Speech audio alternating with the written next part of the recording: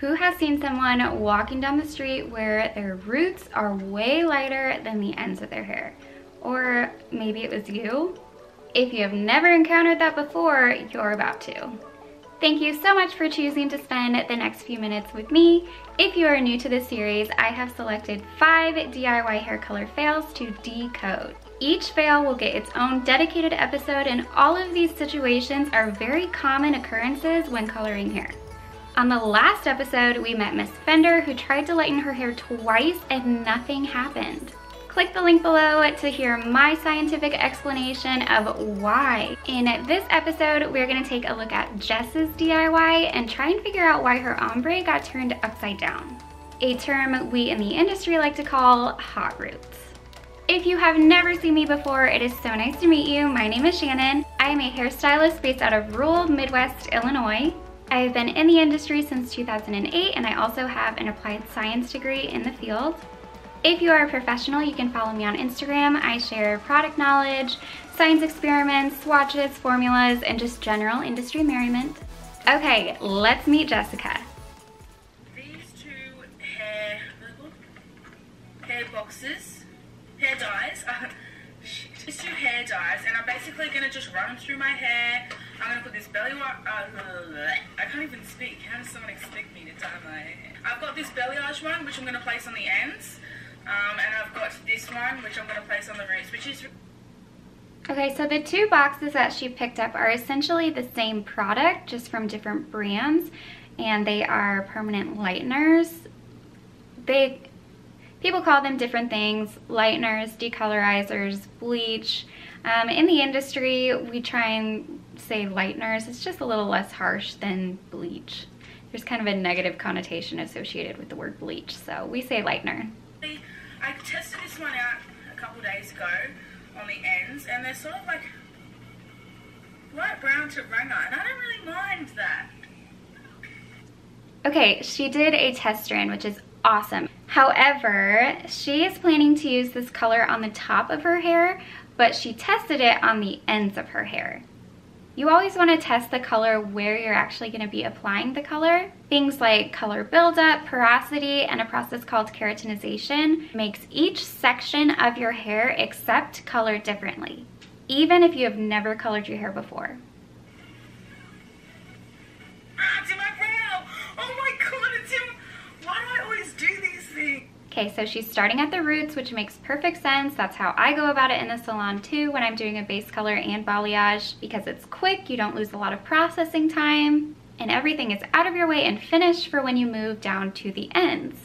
However, using a hair color on the roots, it will stop eventually when it gets to where it's supposed to be. If you choose a level 8 medium blonde, once it gets there, it's not going to keep lightening. But with lightener, it doesn't know when to stop. Its only job is to lighten and lighten and lighten until it either dries out or gets rinsed off.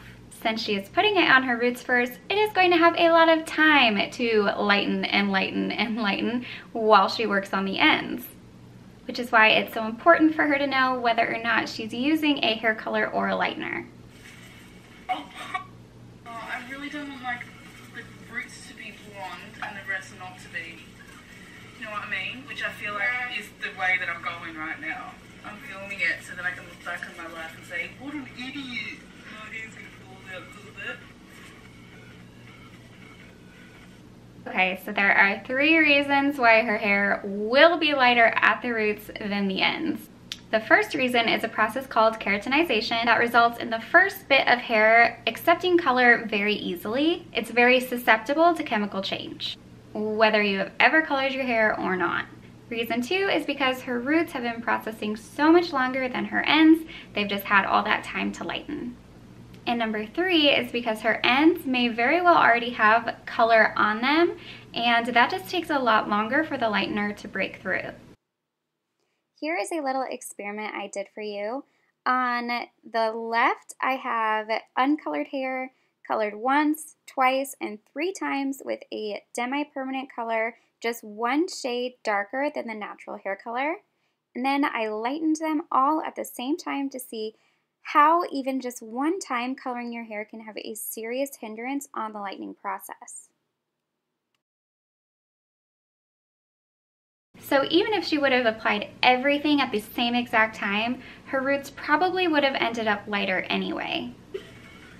I actually don't mind it that much at all. Like yeah, it's odd, it's got different colors, but I think it's okay.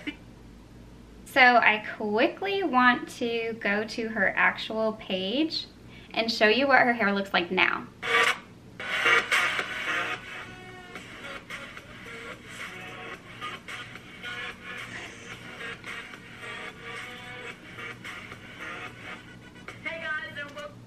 She kills it as a blonde. I love her as a blonde. It looks much better. Either she went to a professional or she finally figured it out. Either way, looks bomb. I approve. Okay, so what did we discover? So important to know the difference between lightener and color. Test the color in the spot that you're actually going to be applying it. Porosity, keratinization, color buildup, all play a part on how the different parts of your hair take color. I'd love for you to share with me what your biggest win was out of this video. Comment it down below so I can see your aha moment. If you like this type of content, let me know by liking, commenting, subscribing, because there is nothing worse than posting something out onto the internet and nobody liking it. Congratulations, you made it all the way to the end of the video. If you did, let me know, because that's a huge deal. To celebrate, I'm going to share another fact about myself, maybe known, maybe unknown, and that is I lived in a foster home from age 7 to 12, I think it was.